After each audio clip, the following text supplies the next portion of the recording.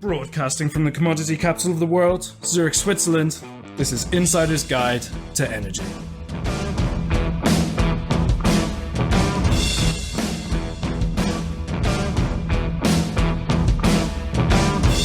This edition to Insider's Guide to Energy is brought to you by Fidectis. Go to www.fidectis.com for more information.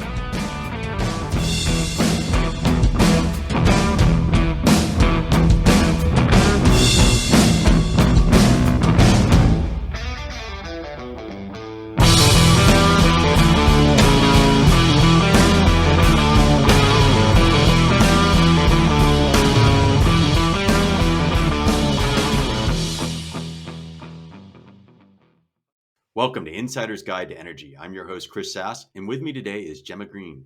Jemma, welcome to the program. Thanks for having me. Well, I'm excited to have our conversation today. It's interesting from my perspective to find out a little bit about what you're doing. I know blockchain is on your radar. Blockchain has been a lot of hype and a lot of talk throughout the years being in the energy industry. I think we've gone through the hype cycle of overpromising and now moving to the point where I hope it's starting to deliver. So during our conversation, I look forward to hearing what you have to say with that. But I think it makes sense for our audience to start with a brief introduction of who you are and a little bit about your company. Sure. So I'm a co-founder of Powerledger. We're a company that makes software that is about creating markets that remove the obstacles to 24/7 renewable energy. We've been operating for 6 years and we've got about 20 plus clients in 10 countries. And we set up the company really off the back of, like, if you observe the energy crisis or talk to like any energy expert, the sense of market failure really becomes apparent. And if you dive in like a little bit further, it becomes clear that we're going to need energy markets to take account of time and place. And by matching energy consumption to energy generation by time and place, I think we can start to address some of the issues like the duck curve, which is too much solar during the day and not enough consumption, or curtailment, which is like a fancy word for throwing energy away, or fuel poverty. You know, people having to choose, you know, in many parts of the world right now between heating and eating. So I think that, our philosophy and the core belief that really got us into business in the first place is that genuine markets will find the best way forward. And the converse is also true, that centralized energy markets will always fail in the long term. So we make software for electricity retailers and network operators and large corporates that allows them to track and trade the energy that they need to run their business or supply their customers. So 6 years is not a particularly old company. I would still put that in the younger category. Is this what you started out originally? Is that the problem statement that made you become a founder, or has it evolved over those 6 years? Well, our purpose from the get-go was the democratization of power for a sustainable future, and that still is very much our purpose. And our vision is clean energy that works for everyone on the planet. So I think that those things are, if you look at our white paper, which we wrote in 2017, you'll see those same messages in there. In terms of, and also the products that we had articulated in that, really a vision statement, they are still the products that we're working on, albeit with some of them with different names.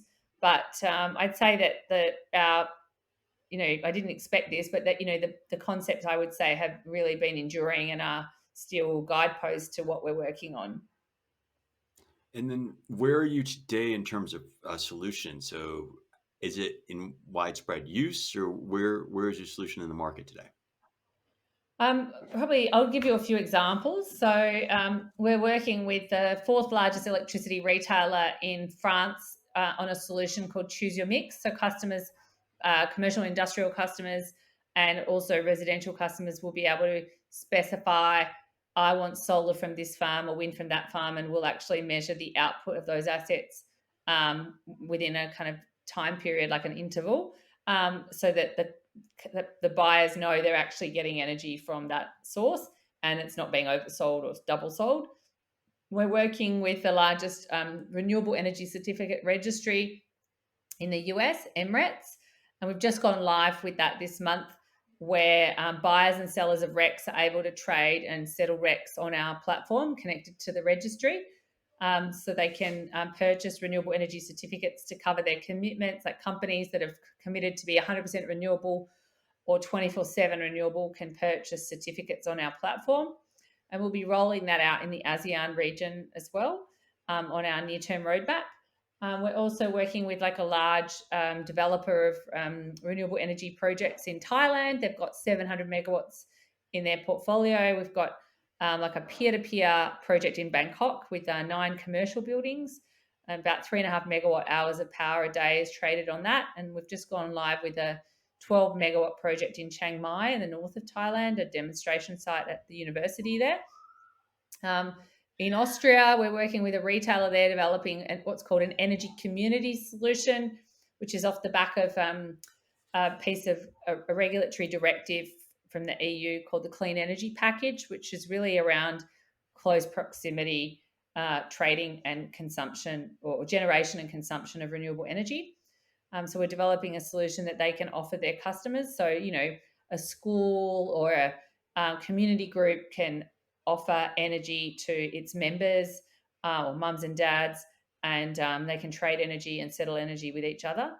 So, yeah, there's quite a lot of different use cases for both electricity retailers, for large corporates that have committed to renewable energy, and also for electricity grid operators, network operators that want to allow trading of energy to relieve congestion as an alternative to augmenting the physical infrastructure. So traditionally, if you've got like congestion on a grid, you might upgrade a substation. Now there's a push to look at how that spend could be reduced by encouraging transactive energy beneath a substation that relieves the congestion and avoids the need to upgrade the substation in the first place. So yeah, So are you the marketplace for these? Are you a virtual marketplace? Is that what you've established on your platform? Yeah, we've developed a marketplace that the network operator can offer to retailers within its grid to relieve congestion, or a retailer can offer its customers, so we can white label that. And the tracking piece and the RECs, renewable energy certificate trading module, is more focused for multinationals or RE100s, companies that have pledged to be 100% renewable, so they can identify where they're at in terms of their target and their actuals for renewable energy, and look at down to an hourly interval level at each of their sites around the world where they're at in terms of procuring energy, which could come from on-site generation or a power purchase agreement or purchasing certificates. So our platform helps integrate that information so they can form a clear picture of where they're at against their targets, and identify what they need to fill in terms of purchasing PPAs or renewable energy certificates as well. So the solutions, I would say, are broadly for utilities and large corporates. One question that comes to mind, and we've covered this quite a bit on the podcast with the Rex, is not all renewable energy is created equal, right? So if your plant is, let's say, in the middle of a city and you're buying it from another state or another region that's buying solar, you're not really apples to apples comparison on green energy. So is that part of a problem statement that you solve, or are you just enabling them to have the Rex to almost greenwash or feel good about the green energy they're buying, even though it may not be comparable to getting it nearby or sourced locally? Yeah, I mean, that was really to the comments that I made earlier about taking account of time and place. And, it has been acceptable practice, for example, say you're operating in New York, to buy RECs from Texas. But I think that companies realized that they were creating other problems in grids of oversupply and congestion, and, curtailment was becoming really prevalent, which is, a real economic failure, loss of output and income for the generator. And virtual power purchase agreements, VPPAs, like a financial transaction, but really not attending to the physical grid. And so there was a mismatch, and we've seen really in the past 18 months the corporate sustainability leaders set a new standard around that called 24/7 carbon-free energy. And Microsoft and Google are really leading the way around that. They've both made commitments to get to 24/7 renewable energy or carbon-free energy. And it is carbon-free because they are factoring in nuclear power into that by, I think, 2030. And there are other players that are also looking at evolving from 100% renewable energy, which is annual matching, which is the kind of approach that you just alluded to 24/7 hourly matching, which really addresses that issue of overbuild, oversupply, curtailment, grid congestion. Because if you look at the countries that have a high penetration of variable renewable energy, they also have the highest electricity costs. And there's a strong positive correlation because of centralized price signals. So what it's done is, caused overbuild of renewable energy in the northern part of Germany, which has resulted in large spend on network and ancillary services costs, which is ultimately pushing up the price of energy. And these centralized price signals that don't attend to time and place are exacerbating the cost of energy, like the total cost of energy. And that's, I think, part of the reason why there's backlash against renewable energy as well, because even if the levelized cost of electricity, like the unit cost of generating solar, is cheap, if it's far away from consumption or it requires, grid stabilization services, frequency control, ancillary services, these kinds of things, then, overall the total cost is going to be higher. And that's what we've seen. Like, people got really sort of myopic about the generation cost, but not looking at the total costs. And what was missing really was price signals that are time and place based, so that if you've got oversupply in a particular part of a grid, you might have a different price signal to down the road where, there's an undersupply. So I think that's really I would say the new paradigm that we're moving into, to be able to hit net zero targets, at the country level or region level, and then also for corporates really to, evolve their approach, from what was considered as perfectly valid to, as you pointed to, perhaps considered to be greenwashing in certain respects. I don't clearly have an understanding of what it is that you built. So I get the problem statement from the conversation. I get where you're talking about the industry or the world wants to go. And I understood your mission statement in your opening comments. But what specifically did you build to solve the problem? Yeah, so we make solutions for electricity retailers that they can offer their customers. We make solutions for network operators that they can allow retailers to participate in, like marketplaces that they can participate in, local energy markets. And we make solutions for large corporates for them to be able to track and identify what energy they have procured and what they need to procure and what RECs they want to buy, and the ability to trade and settle those. So I'll just unpack that further for you. So for retailers, I mentioned we're working with Equator. They're developing a new solution to offer their customers called Choose Your Mix. And so we will white label that, and their customers will be able to specify not just I'm on a renewable tariff, but they can see the list of renewable generation assets in France and actually pick the ones that they would like to procure their energy from. So we are the solution provider for that tariff. And what does that do to their rate if they choose? Are they willing to pay a premium, or are the renewables, because it's plentiful at the time of day, less expensive? How does that work on the economic side? Yeah, so it is a premium service in that particular case, but not always. The solutions that we provide are not always premium services. But yeah, in that case, they have a section of customers like global brands that buy energy from them, for which that granularity is important. So commercial and industrial customers, French retail brands that have made commitments are very interested in being able to take account of energy and go, beyond that sort of paradigm that you were referring to into something that is very authentic and deep green. And then in France, the solution, energy communities, the legislation from the Clean Energy Package allows retailers, anyone to set up and become a retailer and set up an energy community. So the retailer we're working with wants to offer that service to like a school, for example. And so the school could run their own energy community. So mums and dads can trade energy with each other as well as procure any other differential power they need from the energy community provider. And we are developing a solution to white label for that purpose.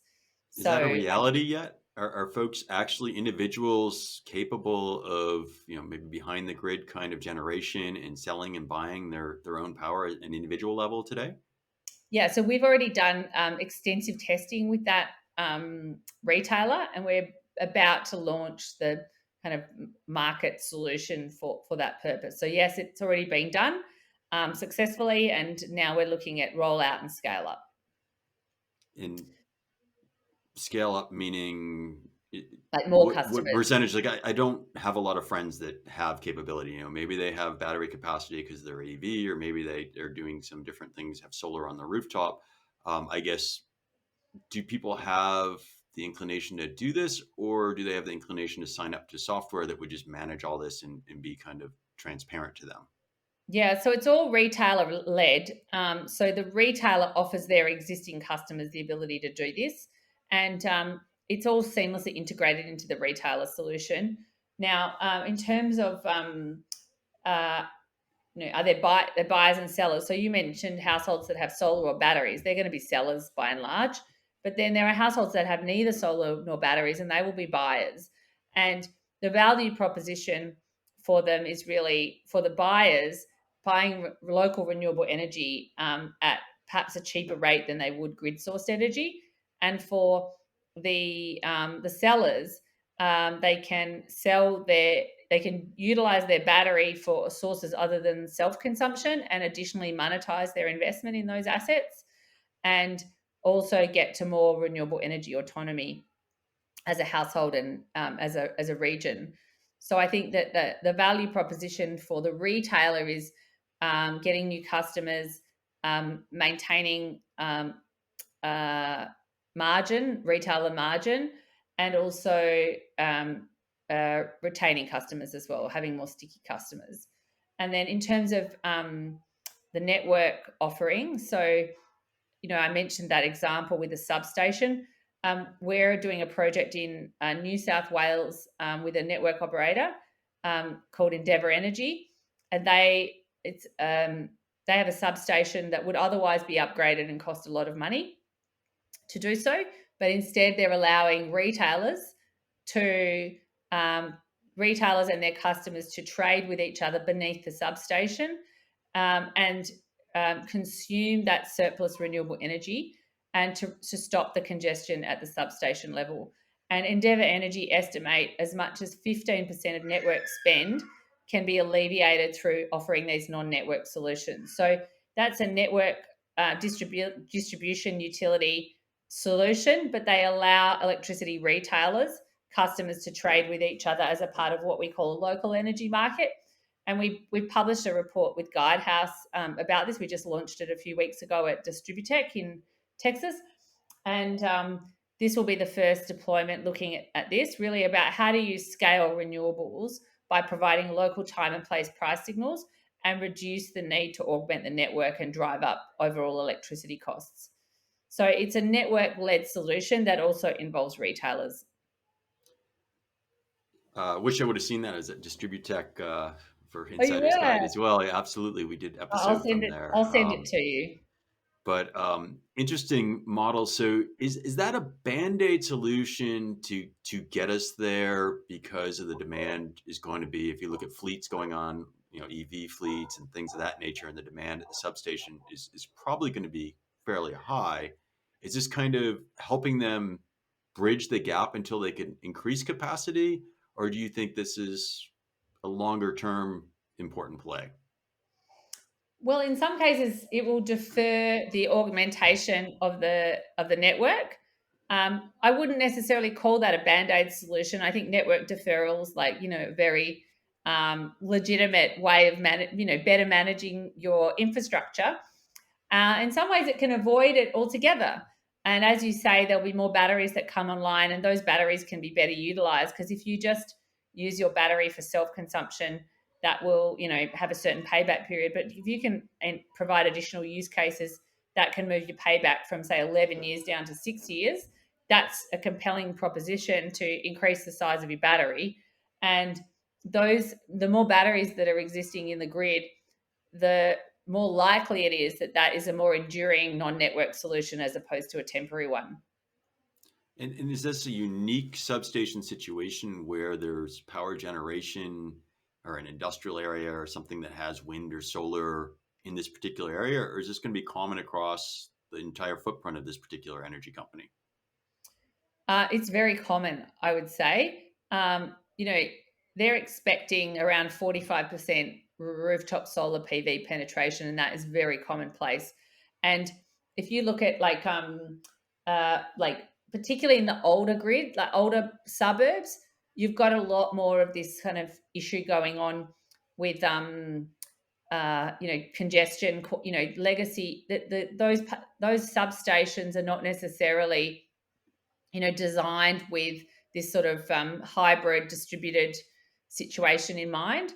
So, I think the transformers and the tap setting ranges, they're not adequate to really limit the voltage issues. And, as a part of Endeavour Energy's future grid strategy, they're really embracing the market grid interaction for a cost-effective, customer-focused approach in the future, which I think is really beginning to shape their investment strategy. So, and their network has over 30,000 substations, and the bigger challenges are around the established network areas. And they estimate that the non-network solutions could defer at least 15% of the investment in low voltage and high voltage network augmentation. So it's pretty significant. If you put that into context, on the national electricity market, which is the east coast of Australia, there's $4.5 billion spent every year on network augmentation. So 15% of that is not a trivial sum of money. And if that is not being spent, that's not being smeared over everyone's electricity costs, the bills, which is pushing up everyone's electricity bills. How much does the enterprise or business need to change its business model to take advantage? So you're talking about PV. I'd imagine that although we're early game, that it's better for an early mover because there's going to be demand. But as everybody gets coverage, aren't we going to have surplus energy during peak sunny days, even at the substation level? So if all the businesses in the region add solar, they'll use their solar. But where does this model break? Well, the price signal it doesn't have to be just beneath one substation. Like a local energy market could be 2 substations, for example, or even down to a feeder level.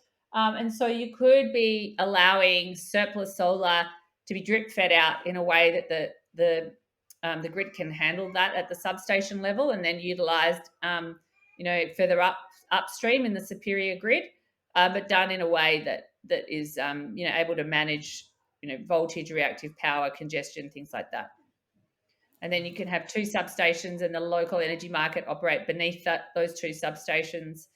So energy sharing can happen in that respect. So you founded this company. What specifically, were you an energy person or a technologist to start to go solve this problem? How did you get into tackling this issue?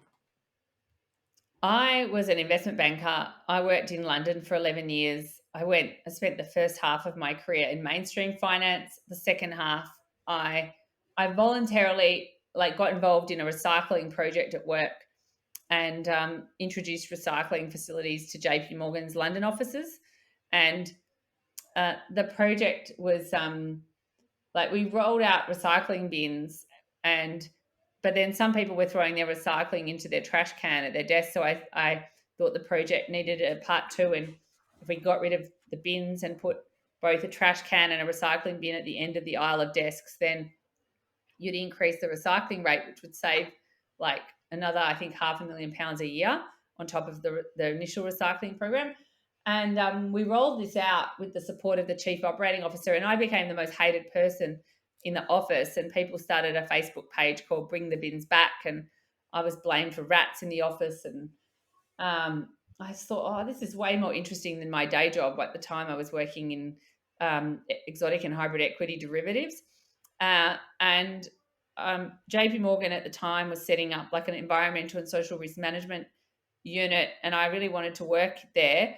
But they wanted somebody that had a lot of experience in that field, and they did end up hiring somebody who had a lot of experience but no banking. And then they suddenly thought that we could work complementarily together. And so I was fortunate to be really change careers in my 20s, from mainstream banking into sustainability. And I worked in that team for 6 years. So I was looking at the bank's lending and financing activities, including energy, mining, oil and gas, from an environmental and social risk perspective. So I was helping prepare prospectus with risk disclosures for listing companies on stock exchanges or bond issuance, M&A.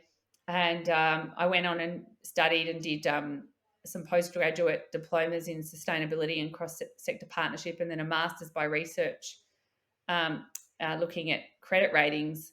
And I basically finished my thesis and thought, I'm going to move back to Australia. And there's no banks in Perth, where I'm based. And so I had to invent a different career for myself. And between leaving London and coming back here, I did quite a bit of hiking, and then got this idea that I wanted to build an eco village. And it was a bit of a crazy idea. I shared it with a friend, and she said, oh, you should talk to a professor about this. And I reached out to the professor, and he said, you should contact this professor in Perth, Peter Newman. So I reached out to him, and he said, that's a great idea. Why don't you do that in Fremantle? And copied in the mayor of Fremantle. And why don't you do it as a PhD, applied research? So I got persuaded to do this PhD in electricity market disruption, and use that to design a solar and battery system for an apartment building. And I was struggling to find software that could create a marketplace within the apartment building that would allow you and I to be allocated a portion of the output of the solar and battery system. But if you weren't home, you could trade your surplus allocation with me, which would provide you income to offset your bill. And I couldn't find anything that did that. And then a former JP Morgan colleague of mine introduced me to my business partner, John Bullich. And I just had Amelie, who you saw a minute ago, 7 weeks earlier. And John came to my house. I called up my mum and said, could you come over and hold the baby while I talked to this guy? And he had developed applications in the blockchain sector blockchain space in different sectors, and was developing applications, not in energy. But I asked him, well, can it do anything in energy? Like, this is my problem with my PhD project. Can it solve that? And we started to look together and saw that it could absolutely do that. And we started to develop the idea further. And about 3 months later, we set up the company in May of 2016. And so it was really not my intention to do that. And I finished my PhD on this topic. But yeah, I would say I came from a sort of banking and then sustainability background, and then more recently looking at the market layer for electricity. But we have a lot of electrical engineers in the company, and people that have got a lot of experience with developing grid solutions. So we have obviously expertise around that. And since forming the company, we've created the Power Token, which is an access token, so clients can pay their software license in cash or power. And if they pay in power, we can contract to return it at the end. So they're relatively incentivized to pay in power. And that's a cryptocurrency that is traded on more than a dozen exchanges around the world. And this week we've just launched a blockchain for recording energy transactions, which is really fit for purpose, low energy, super energy efficient, run on renewable energy, and has high throughput. We were using Ethereum, which can only process 10 to 12 transactions per second. But we've moved to a Solana-based blockchain, which can process 65,000 transactions per second, which is really important for scale. To solve the problems that we talked about, you're going to need a lot of throughput, a lot of transactions for it to be viable. So we saw the shift to a Solana-based solution is really important. Wow, Yeah. so So that's a lot. That was quite an explanation. So from banker to founder, and then you managed to capture just about every buzzword that the industry has, from I'm crypto sorry. to blockchain. Um, I guess what comes to mind is, why do we need a distributed ledger to do this? Why is that important? So blockchain, as I said in the intro, has had a lot of hype cycle. I've personally been a part of a number of blockchain efforts along the way, and have Mm. seen mixed results in blockchain when not used properly in energy. And I say not used properly because I think people raised money on the word blockchain. The same with crypto. So maybe help me understand why the tech is important to your solution. Yeah, I mean, you don't really need a blockchain to do what we're doing. You can do it without a blockchain. That's the short answer. Um, Okay. But you chose blockchain, so there's probably a reason. yeah, well, you don't have to have barcodes to run a supermarket. You can have a supermarket without barcodes. It's called the corner store. It's not like you go to the supermarket because of the barcodes. No, I don't know. Do you do that, Chris? You go, I'm going to the Not supermarket particularly. because it's got barcodes. No, you don't do that. But because it's got barcodes, the stock control is really efficient. There's less mistakes when you go through the till. It's a fast process. The products are there.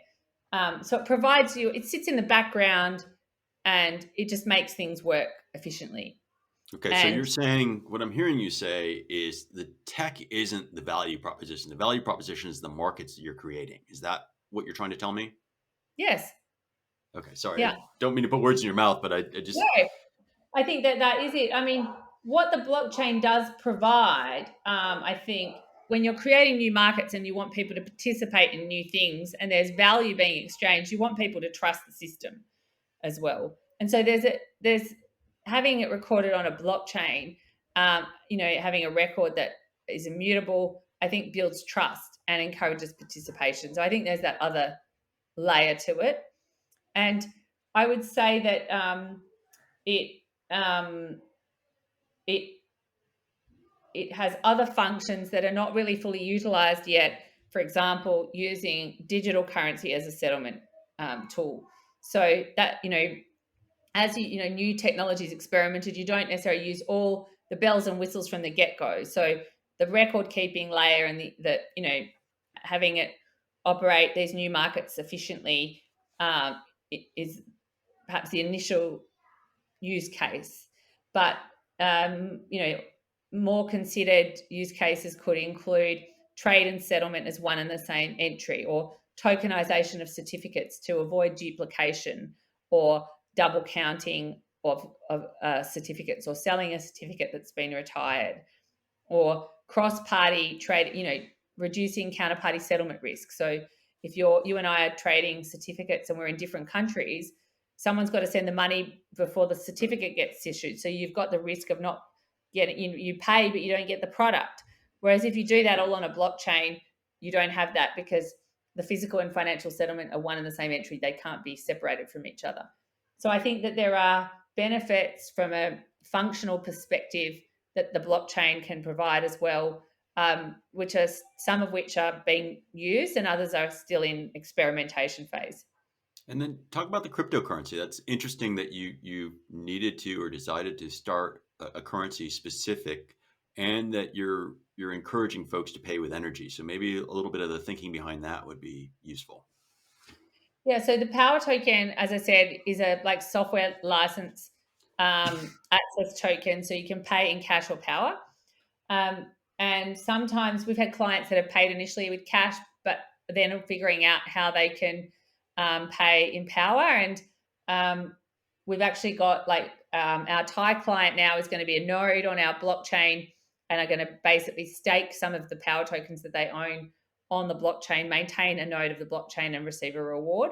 And we've allocated a certain amount of power tokens for that as well. So the power token is an access token. It's also can be staked to maintain the blockchain itself.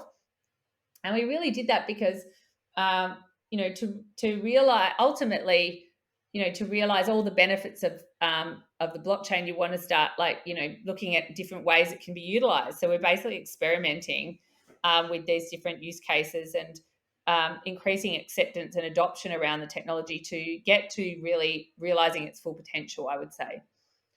And we've seen like positive response, I would say, over time from clients wanting to hold crypto, to figure out how to record it on their balance sheet, to now wanting to maintain nodes on our blockchain as well.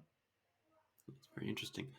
How are you structured? So you've given us a lot of use cases and example, pretty global footprint from everything you've talked about. So staff wise, how big is your organization today?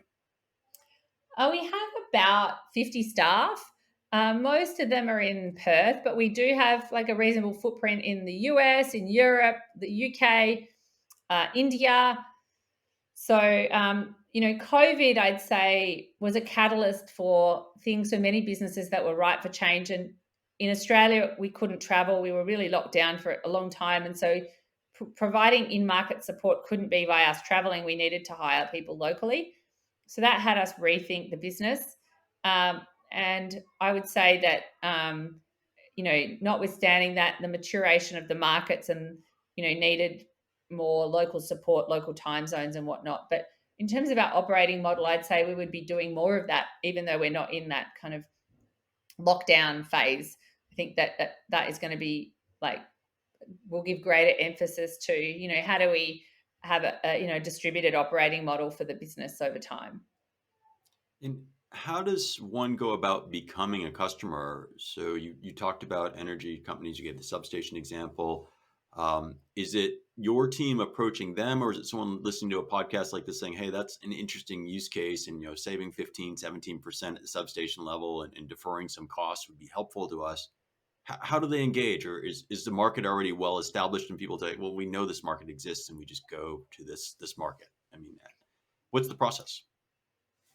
I think it's evolved over time. Like when we started the business, many companies weren't really developing strategies around non-network solutions, but now you'll find most utilities are. And many of the projects that we did were just an individual within a company that was really wanting to pioneer, and it was inbound queries that we were responding to. But over time now, the companies have got strategies. There's regions that have defined themselves with regulatory reform. So I mentioned that European example. In the US, the FERC Order 2222, it's really shifted the kind of narrative around local energy for the ISOs in the US, and they're all now implementing local regulations to respond to that tariff order, or order rather. And then in India, we did a project in Uttar Pradesh, which is the largest and most populous state in India. There's 225 million people living there. And it was a small project, 200 house demonstration for peer-to-peer. But as a result of that, the government issued a regulatory decree allowing blockchain peer-to-peer trading across the state as a way to grow renewable energy without the need for subsidy. Because most of the growth in renewables in the past 20 years has been through feed-in tariff subsidy. And that's that blunt centralized price signal that I mentioned to you, which is fine at 2, 3, 5% renewable energy. But once you get to 10, 20, 30%, you start to see these perverse issues in the grid, oversupply, congestion, voltage, reactive power, curtailment, all the ailments of a centralized price signal. And so they want to leapfrog and not make the mistakes of many of the high income OECD countries and look at how they can grow renewables without subsidy and actually match time and place better.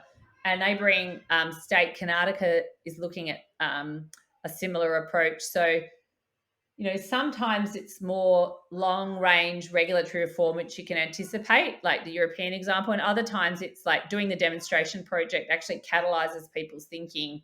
And, people in Vietnam don't want to see a Austrian example. They want to see a Thai example that they can relate to, something that's regional. So our strategy had been to get these kind of lighthouse projects up and running so that could really, focus people's minds around what might be possible in the context of their region.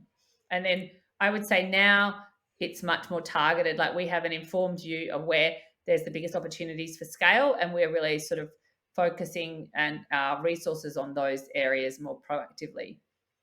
And then how competitive is this space since you started it? Is there a number of players trying to create? I mean, I've talked to other folks that have similar concepts, maybe executed slightly differently. How big is this space? If you're putting out a request for proposal or for governments, going down a path, they're probably looking at multiple solutions. Is it gotten crowded? It depends. In terms of companies that have blockchain, an actual blockchain for recording energy transactions, there's really only one other company that does that. And then rec trading, there's a few that have, rec trading marketplaces, but they're not focused on the kind of 24/7 granular piece. And some of them have added blockchain in, but I would say it's more of a sideshow than the main show. And tracking wise, there's some very evolved players in that space that have, really been spearheading the growth in 24/7 carbon-free energy for multinationals. There are some that are just focusing on one piece of the value chain. There's not really any one player that is doing all aspects of it, which is our strategy. So I would say it depends on the segment. And then how far along are you on your journey? You started out with a pretty ambitious goal. So where is it today on impact you've made? Our big, hairy, audacious goal is to be the undisputed global leader in distributed and decentralized energy markets with 1 billion users. And our 3-year highly achievable goal is to be the emerging global leader in distributed and decentralized energy markets with 1 million users by end of December 2025. And we're on track to achieve that. So there's obviously there's a lot that goes into a company scaling, which is a combination of preparedness, market readiness, and embracing, I would say, learning moments. Like if you look at sort of predictable trajectories and hyper growth companies, they've really got a culture of rapidly figuring out what works and repeating it, and what doesn't work and cutting it. And so I think that this is a new energy paradigm that's being created, and through the renewable movement, through the net zero movement, through the 24/7 carbon free energy movement. But I would say that things are really stepping up a notch and maturing. So to your earlier kind of question around the hype around blockchain, I think like any new thing, as you pointed out, there was a time where companies were just sticking the word blockchain at the beginning of their name, and their stock price was going up 300%. There's lots of stories about the early stage of tech in the millennium with this kind of thing happening, but nobody was going to say, well, no, tech's not going to exist. No, like the tech industry of today was born in that era. And blockchain is a nascent technology, and there's a lot of experimentation going on. And most of the use cases had been focused in the early stages around, wallets, hardware, crypto exchanges. But now we're starting to see the maturation of other businesses around tracking, for provenance, and these new use cases as well around like energy. So I think that there's a lot more work to be done, but you can see that when we started the company, you could ask people, have they ever heard of blockchain? And if I was in a room giving a talk to 100 people, most people would put up their hand. Whereas now, if you ask that question, most people know quite a lot about it. So you can see that maturation happening, and it's pretty much analogous to the adoption that you've seen of other technologies, even going back far as telephony, refrigerators, microwaves, the kind of adoption curves around that. So blockchain, yeah, I agree. I think we're past the hype cycle where, as you go through a Gartner kind of typical new technology coming out model, I don't disagree. I guess one question I would have as we kind of get towards the tail end of our interview is, what are the hurdles that keep this from being widely accepted? What hurdles are still in the marketplace that you need to overcome, or government or policy or whatever is keeping this from being widely deployed? Well, I think it's very context specific. Like, I talked to you about the European regulatory reform or the Indian example, or what's happening in the US. We even have a version of it in Australia called the two-sided market initiatives, but they all look slightly different to each other. But I think that, like, ironically, centralized renewables created, like, a schism in the conversation around energy, and it's made many people hate renewable energy, and they've kind of conflated centralized planning of renewables rather than renewables per se. So renewables doesn't have to be high electricity costs. And I would say that, the road to a new energy system needs to take out this kind of, like, in the same way you had it with blockchain, too many acolytes, you can have this with renewable energy. And I'd say that the lack of awareness around time and place is the biggest enemy to, widespread adoption of renewable energy.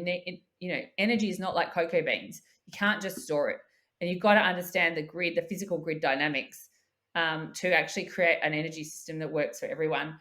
Otherwise, you're going to start just going, we just get to 100% renewable, but not really appreciating that, and inadvertently driving up electricity costs, which leads to fuel poverty, leads to offshoring of industries. It's an economic disaster. So I would say that's the biggest challenge, bringing more understanding around the complexity of energy, so that there can be adoption that is scalable, adoption of renewable energy that's scalable. Awesome. My last question is, where are you, if folks are listening, they're interested and they're excited what you're doing, where are you on growth? What kind of, are you bringing new team members on? Are you looking to add to the team? And what skills are you guys looking for? We are growing our team with software engineers. So, welcome. Reach out to me on LinkedIn if you're interested. We're also growing our team in India. So if you're based there, reach out. And in terms of what next, we haven't raised capital since 2017, and we're just about to announce we've got a new shareholder that's purchased a large stake from an existing shareholder, and that's an ESG tech fund called Sangha Capital, and they're really focused on like ESG and tech, which is quite an interesting niche. But I think having corporate partners that really want to speed up the adoption of renewable energy, taking account of time and place. We'd love to talk to companies that are working in this space and look at partnering with them. Would be fabulous. Well, awesome. I've enjoyed the conversation today. I think we've gone all over. I enjoyed your personal journey, hearing about how you got to where you're at, and seeing what you're doing to democratize markets and where you're using the technology to do that. Thank you so much for being on the program today. Thanks for having me, Chris. For our audience, I hope you've enjoyed the content as much as I have. If you had, please subscribe, follow, share the content, and don't forget to follow us on YouTube and Facebook. And we will talk to you again next week. Bye-bye.